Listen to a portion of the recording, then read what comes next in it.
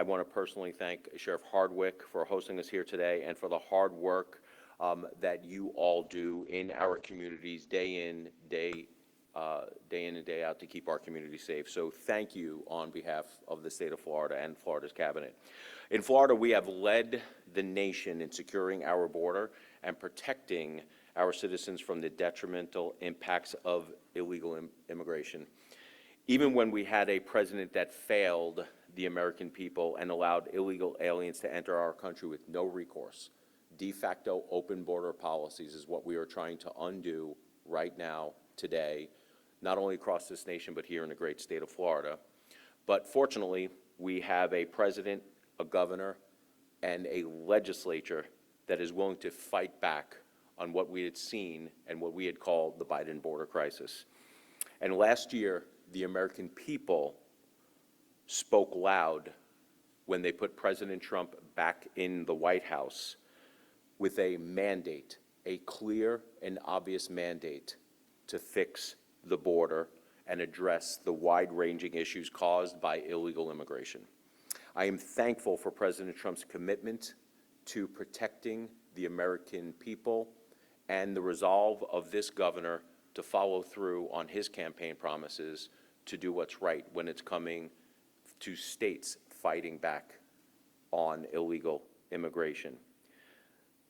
We are utilizing every resource available to right the wrong of a de facto open border. And because every sheriff up here can attest that the cost of illegal immigration is far too high. That is why Governor DeSantis has led the charge to establish the State Board of Immigration under the Florida Cabinet and to ensure that our law enforcement officers would become 287G certified and can assist our federal government and ICE in removing illegal aliens, especially those who are committing crimes, from our communities.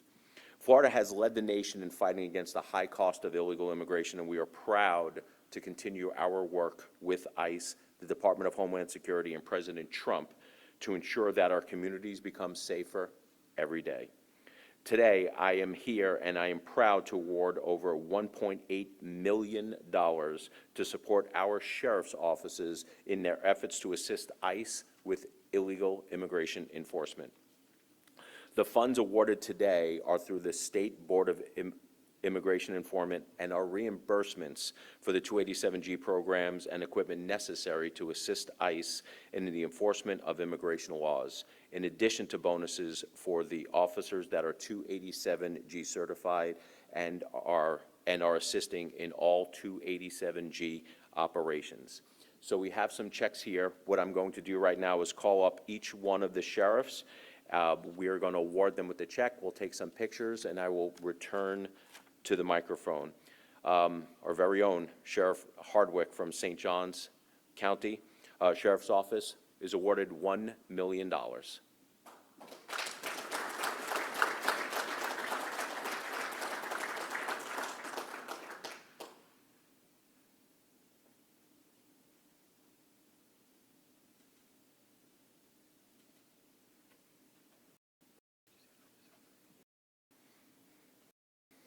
Next up, Sheriff Cook, Clay County Sheriff's Office, awarding $606,151.13. Came from Sheriff, I don't know.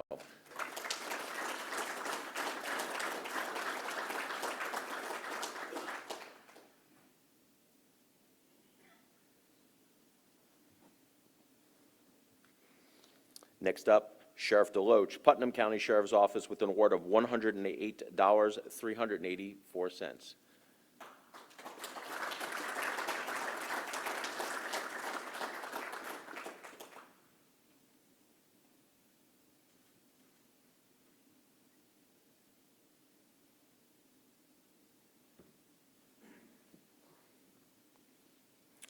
City of Jacksonville, Sheriff T.K. Waters awarded $94,000. Sheriff.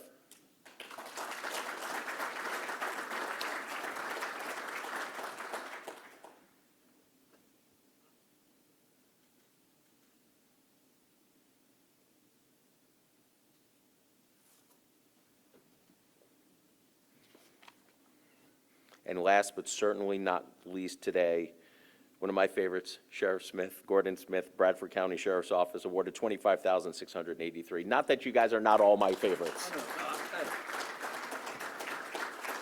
They're my favorites, they agreed to share with me.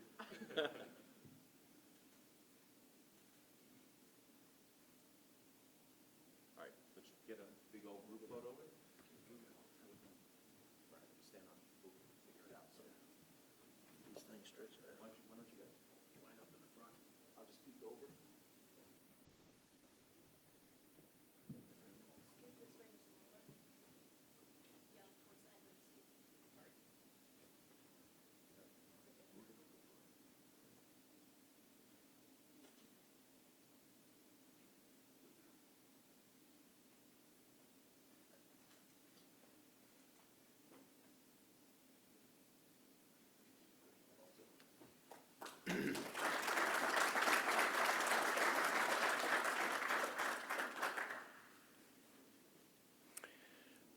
Again, I want to thank the sheriffs for everything that you guys do in communities.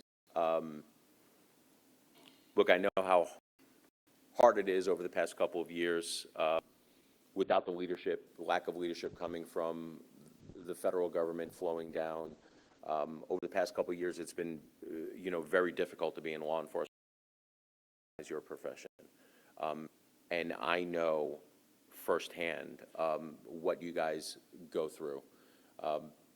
I'm so thankful that here in the free state of Florida that we do everything that we can to try to put you guys on the pedestal, because you guys truly are the community heroes. It's not only just keeping our community safe, but it's the things that people don't see. Responding to calls day in, day out, talking to people, making sure that we're doing everything that we possibly can in order to keep our community safe, which doesn't necessarily mean putting the bad guys away. That's a big part of it, but also making sure that we are preventing crime, which is a big issue. And I just personally want to thank you guys. Everyone here knows that we are talking about property tax reform, and the governor and I have always said, and we will maintain, that we must prioritize law enforcement and make sure that law enforcement has the resources that they need and our first response to make sure that we keep our community safe. The first role is sure that we protect our citizens. And there is no better way to protect our citizens locally than to make sure that we are prioritizing our first responders and making sure that they are the first things to be funded. Now, I'm sure you guys have seen over the past couple weeks that I have been quite famously arguing with some of these local governments. But I want you to know that the governor and I and the whole cabinet have your back. And we will continue fighting for you guys to make sure that you have the resources that you need. So again, on behalf of the whole state of Florida, we are grateful for all the work that you guys do in our communities, keeping us safe. So with that, let's invite Sheriff Robert Hardwick from right here in St. Johns County to come up for some remarks. Sheriff. CFO, thank you. And on behalf of the 1,000 members of the St. Johns County Sheriff's Office, sir, thank you. The front of this podium says supporting law enforcement, sir, and I think we got clear, concise, and factual information all the way from the President of the United States to the governor, to all of you cabinet members, including you, sir, and our lieutenant governor, saying this is exactly what the state of Florida is going to do. We're going to lead from the front, we're going to lead by example, and we're going to set the tone of the rest of the United States, and that's exactly what we did. But as I accepted this check here today of just over $1 million, I wanted to bring my entire team to my left and your right. They should be standing here in front of me because those are the men and women that work behind the scenes. And again, they got that clear decision and clear direction of what to do under the 287G program, and we really stepped it up. We were all in, and my fellow brothers and sister, of course, as Clay County Sheriff and my Duval County Sheriff and Bradford County Sheriff. We were all in up here in Putnam County, of course. We were all in up here, sir, under the 287G. St. Johns County Sheriff's Office in the very near future, we will have 104 designated immigration officers. I think we set the tone, of course, as this is just simply telling you, CFO, that we're going to do it. We're going to do it better than everybody else, of course, across the United States of America. We also have 31 WSOs in our jail program, and we are down the same road that my fellow Sheriff, Sheriff T.K. Waters and Sheriff Michelle Cook are doing with the JEM program. We have actually put all of our paperwork in, waiting for the federal government to give us that designation of the JEM program in our jail. So again, sir, we are all in. And I will tell you this, sir, it starts with you. You have been accessible when you worked in the Senate. You're accessible now. You answer your phone. You're one of those people, of course, that are just, you're doing the right thing, sir. And we're excited to work with you as our CFO. Thank you for your support today. But I just want to give a special shout out to our deputy sheriffs, our men and women of the St. Johns County Sheriff's Office.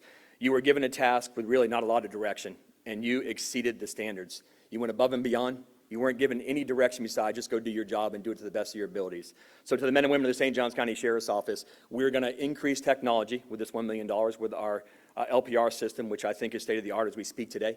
All of our DIOs and our WSOs will get a bonus, sir, thank you, for, of course, stepping up and wanting to do those additional duties. So again, thank you, sir. On behalf of my fellow brothers and sisters, of course, that work in the Northeast Florida, I think we're doing it the way we're supposed to be. So CFO, again, on behalf of the members of the St. Johns County Sheriff's Office, God bless you, and thank you for the work you do, sir. Thank you. Thank you, sir. Appreciate it.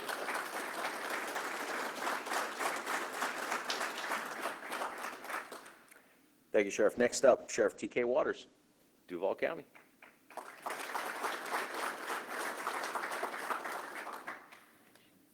So good afternoon, and thank you, Chief and Financial Officer Ingoglia, for your continued partnership and your amazing support. In Jacksonville, our mission has always been simple: to keep our communities safe.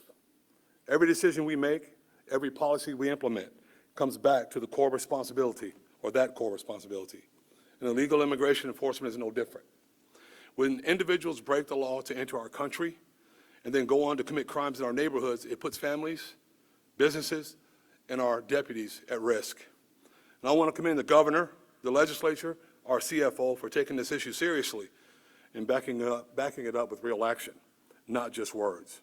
From new laws that hold people accountable to resources that help sheriffs do their jobs more effectively, the state has provided leadership that has been made a real difference on the ground in our communities. Through coordination with our state and federal partners, we've arrested and processed 545 criminal aliens for deportation in 2025 alone through our 287G program. That's 545 individuals who've committed crimes in our communities, 140 of them, over 140 of them DUIs that are very dangerous on our roadways, who have committed crimes in our community and can thankfully no longer victimize the citizens of Jacksonville. The work we've done is all about protecting victims, enforcing the rule of law, and maintaining trust with the law-abiding members of our immigrant communities, people who came here the right way and deserve to live without fear of those who didn't. As sheriff, I'm proud that Jacksonville is part of a broader effort to uphold the law with integrity, fairness, and professionalism. Public safety is a shared responsibility between local law enforcement, our state leaders, and the community that we serve. And together, we're making Florida a stronger, safer place for everyone who calls it home. Thank you once again, CFO. We appreciate you very much. Thank you, Sheriff. Appreciate you. Next up, Sheriff Michelle Cook, Clay County.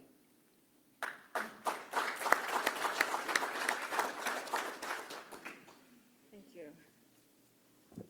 TK, lower the microphone next time, please. All right. So thank you so much. And CFO Ingoglia, did I say that right? I always mess up. CFO Blaise. CFO Blaise. All right. Thank you for your continued support of the men and women in law enforcement who are out there every single day, putting their lives on the line to keep our communities safe.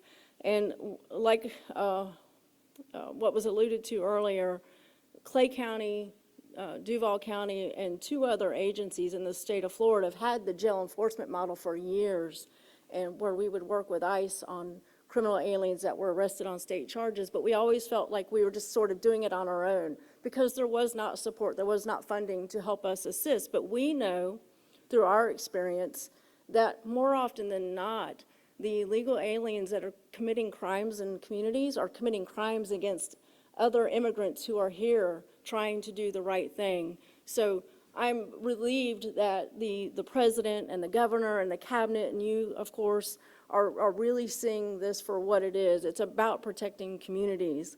So I want to thank you for the opportunity to be here today. I stand before you to tell you that Florida has discovered the recipe for law and order success. Obviously, we must have citizens who support their local law enforcement deputies and actively take part in crime-fighting initiatives. Second, you must have strong sheriffs, and Florida leads the way with strong sheriffs who set strategic priorities to reduce crime and the fear of crime. But the icing on the cake for Florida is that our great free state has state leadership that actively supports local officials, including, and most importantly, your sheriffs, as we continue to keep our communities safe. I want to thank you, sir, for your hard work to ensure that sheriffs receive the funding that we need to keep our communities safe. And that funding is especially critical for counties like mine, who don't have a whole lot of money in Clay County. Illegal immigration is a pressing issue in our state and in our country, and the money received here today will be used to strengthen law enforcement efforts, ensuring that our deputies can respond quickly and effectively. On behalf of the men and women of the Clay County Sheriff's Office, I just want to say thank you for supporting the boots-on-the-ground responders and for being a good partner to law enforcement. Thank you.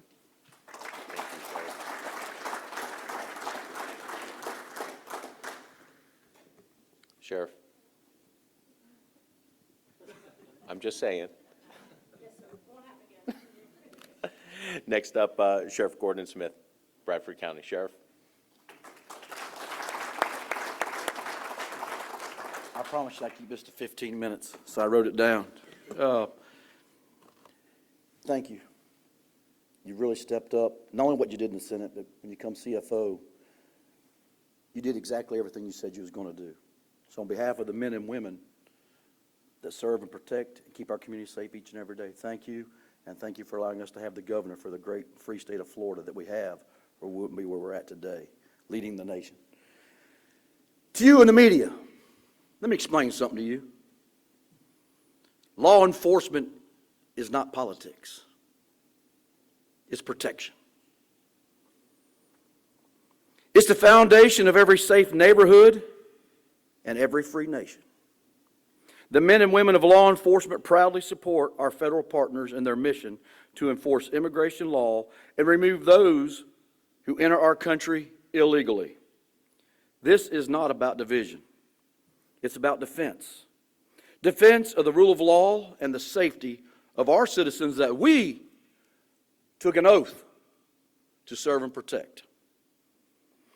We do this because we love our country. We love our communities and the people who follow the law, including those who come here legally. They work hard and embrace the American way of life. We don't lock our doors at night, for we fear our neighbors. We lock them because we love the families inside. And just like that, we enforce the law not out of fear, but out of love. Love for what's right. Love for our people, and love for a nation that we have sworn to protect. And if you have a problem with that, leave. Find you another place. Find you another country. But public safety is not a partisan issue. So don't try to make it that way. We see it too much every single day. It's a promise that as long as we wear this badge, I might add that's a sheriff's badge, we'll uphold the law, protect the innocent, and stand firm in the security of every American. So thank you, and God bless the brave women and men who took an oath and owe a duty to serve and protect our communities. And to y'all, I want to say thank you. And again, thank you, CFO.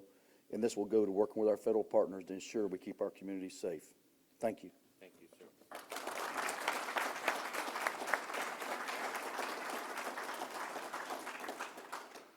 Next up, Sheriff Gator Deloach, Putnam County.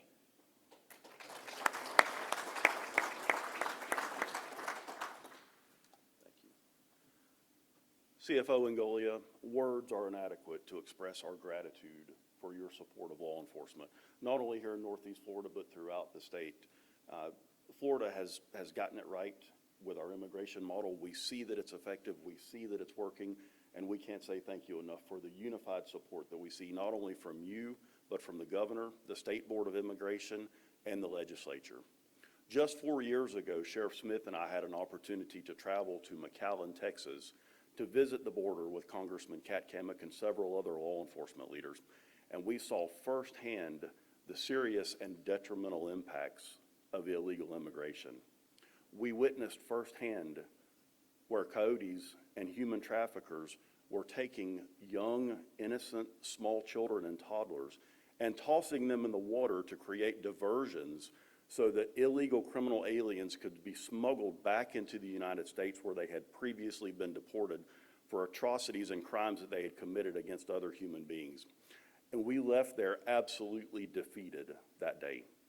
It was eye-opening, to say the least, demoralizing and absolutely defeated when we left there. But it's refreshing now to see that we have a governor, a CFO, and a legislature who supports our mission and understands the importance of the fact that every town is a border town. And we see those impacts here daily. So from all of us, again, thank you. Thank you, Sheriff.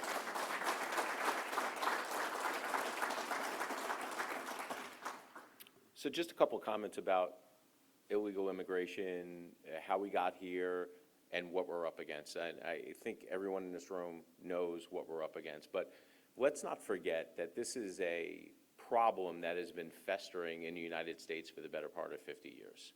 Ever since the 1980s, it was supposed to be a grand bargain where we were going to have better, more enforceable immigration law in exchange for amnesty way back when in the 1980s. Well, we got the amnesty, but we didn't get the enforcement of the immigration laws. And going forward, the federal government has not been able nor willing to crack down on illegal immigration for a long time. And the red tape that it takes in order for people to come over legally sort of incentivizes them to come over illegally. And when you combine those two with what we saw in the previous presidential administration with a de facto open borders policy, it's a recipe for disaster. I mean, you guys are here to keep our community safe. I mean, is it a coincidence that over the past 20 years we've seen a rise in some of these violent crimes with the corresponding rise of illegal immigration, drugs? We have people in our communities literally ODing, and it can all be traced back to the lack of enforcement of specifically the southern border. We have emboldened the drug cartels to the point where they're actually making more money off of human smuggling these days than they are off of drug trafficking. I mean, it's a sad state of affairs, but who can we blame? I mean, I think a lot of the blame goes on the federal government for not doing anything for almost 50 years. And now we're all put in this situation where we have illegal immigrants who are committing crimes in our communities, and you guys have to go and keep everyone safe. We are asking you to do things that nobody has ever done before when it comes to not only keeping your community safe, but also enforcing immigration law and going the extra mile in doing so.